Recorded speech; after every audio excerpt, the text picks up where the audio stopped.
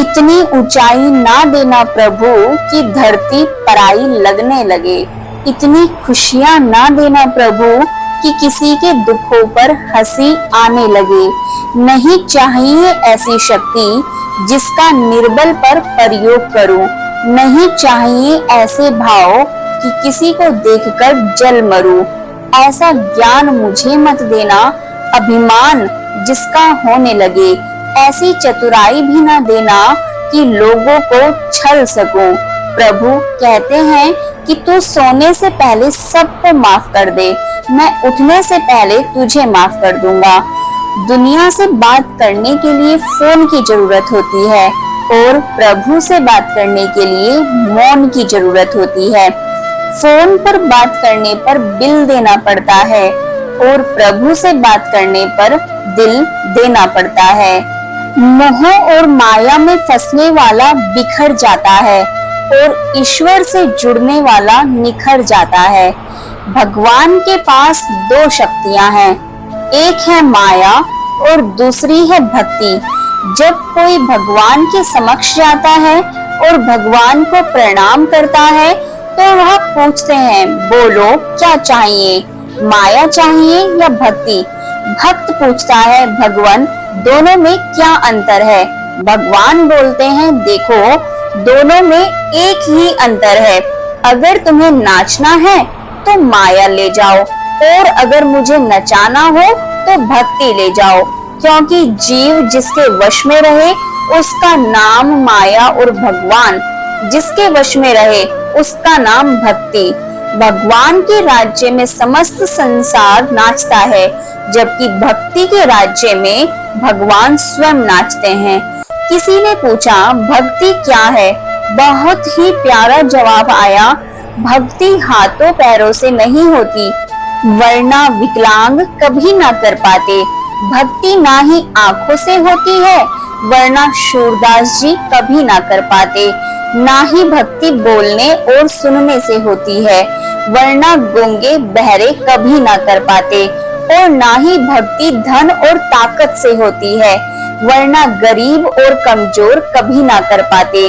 भक्ति केवल भाव से होती है, एक एहसास है भक्ति जो हृदय से होकर विचारों में आती है और हमारा प्रेम परमात्मा से जुड़कर रिश्ते में बदल जाता है। भक्ति भाव का सच्चा सागर है।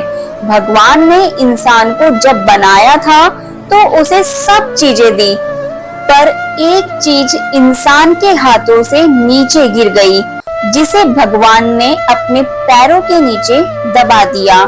इंसान के चले जाने के बाद भगवान ने किसी से पूछा, आपने अपने चरणों के नीचे क्या छुपाया है जो इंसान को वापस नहीं दिया? तब भगवान बोले, मैंने अपने चरणों के नीचे शांति छुपाई है।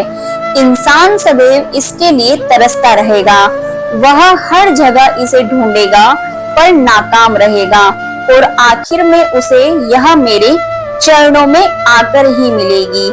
मनुष्य का यह स्वभाव है कि वह सुख में ईश्वर को याद नहीं करता, पर दुख में उसे सबसे पहले ईश्वर का ही स्मरण होता है। किसी ने पूछा कि भगवान कब याद आते हैं? उत्तर मिला, धर्मात्मा को हर समय, पापी को मृत्यु के समय, चोर को पकड़े जाने पर, गरीब को भूख लगने पर, धनी व्यक्ति को बीमार हो जाने पर, कंजूस को पैसा खो जाने पर, किसान को वर्षा न होने पर और मुसाफिर को ट्रेन छूट जाने पर, व्यापारी को नुकसान हो जाने पर, विद्यार्थी को परीक्षा में असफल होने पर। इंसान को विपरीत परिस्थितियों में ही भगवान याद आते हैं। दुख में सुमिरन सब करे, सुख में करे न कोई। जो सुख में सुमिरन करे, दुख काय को होए। सब दरवाजे बंद हो जाएं, तभी एक दरवाजा कभी बंद नहीं होता और वह है ईश्वर का दरवाजा। उम्मीद ईश्वर से रखो, दुनिया से नहीं। मैंने कहा अपराधी हूँ, मैं ईश्वर ने कहा क्षमा कर दूंगा। मैंने कहा परेशान हूँ, ईश्वर ने कहा संभाल लूंगा। मैंने कहा अकेला हूँ, ईश्वर ने कहा कहाँ अकेले हो, हमेशा तेरे साथ हूँ। मैंने कहा मैं उदास हूँ। ईश्वर ने कहा नजर उठा के देख, मैं हर वक्त तेरे आसपास हूँ। मैं जब आप भगवान का ध्यान करें तो हमेशा यही प्रार्थना करें कि हे प्रभु, अगर किसी समय मैं आपकी उंगली पकड़ना भूल जाऊं तो आप मेरी बाह पकड़ना, कभी मत भूलना। अगर मैं आपको कहीं साथ चलने के लिए बोलना भूल जाऊं तो भी आप स्वयं मेरे साथ चलना, कभी मत भूलना। कोई भी कहो, कोई भी बात हो, चिढ़ो मत, गुस्सा मत करो, जोर से मत बोलो, मन शांत रखो, विचार करो और फिर निर्णय लो। आवाज से आवाज नहीं मिटती, चुप्पी से मिटती है। तकलीफ सिर्फ आपको होगी, दुख भी आपको ही होगा। मन शांत रखोगे तो सुख भी आपको ही मिलेगा। जीवन में कई बार हम क्रोध में आकर सीमाएं लांघ जाते हैं और फिर हमारे साथ अफसोस के अलावा कुछ नहीं आता। एक बार एक आदमी अपनी नई कार को बड़े प्यार से पॉलिश करके चमका रहा था। वहीं पास में खड़ी उसकी 4 साल की बच्ची पत्थर के एक टुकड़े से कार पर कुछ लिखने लगी। कार पर खरोंच लगती देख पिता को इतना गुस्सा आया कि उसने अपनी बेटी के हाथ को जोर से मरोड़ दिया, इतनी जोर से कि उसकी एक उंगली की हड्डी पर बहुत चोट लगी। अस्पताल में दर्द से करहाती हुई बेटी ने पापा को गले लगाकर पूछा, पापा मेरी उंगलियां कब तक ठीक हो जाएंगी? शर्मिंदा पिता कोई जवाब न दे पाया। उसे अपने ऊपर इतना पछतावा हुआ कि वह घर वापस जाकर कार पर लात मारते हुए गुस्से में बरसता है, अपना गुस्सा निकालने लगा।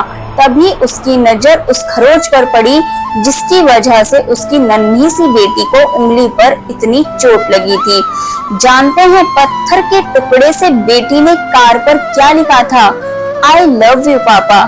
जीवन में सीमा हमेशा याद रखिए, चाहे वह गुस्से की हो, चाहे वह प्यार की हो, और यह भी याद रखें कि चीजें इस्तेमाल के लिए होती हैं और लोग प्यार करने के लिए, पर हम उल्टा ही करते हैं, चीजों से प्यार और लोगों का इस्तेमाल। यह दुनिया कितनी निराली है।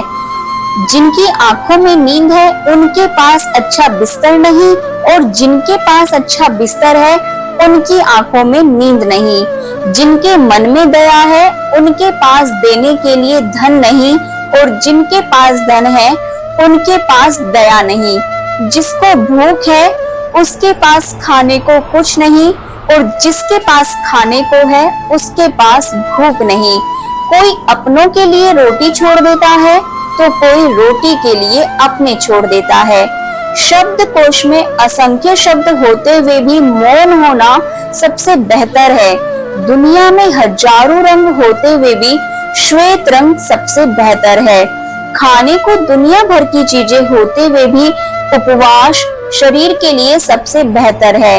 देखने को इतना कुछ होते हुए भी आंखों से अपने भीतर देखना सबसे बेहतर होता है। सोने की लंका और पुष्पक विमान तो रावण के पास थे, राम ने तो वनवास ही देखा था।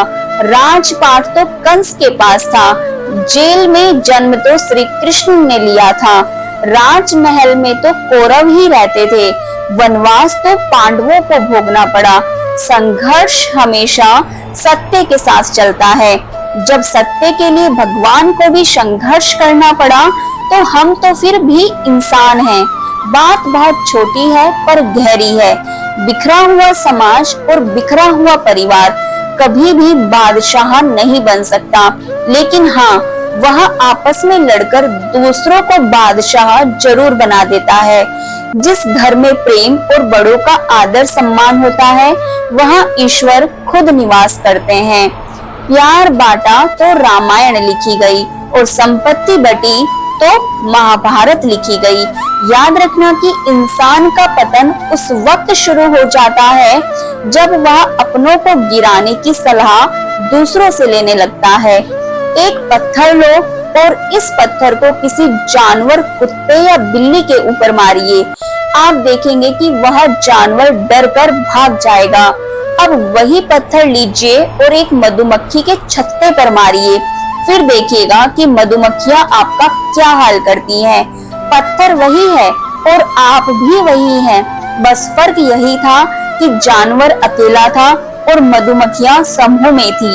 एकता में ही शक्ति होती है।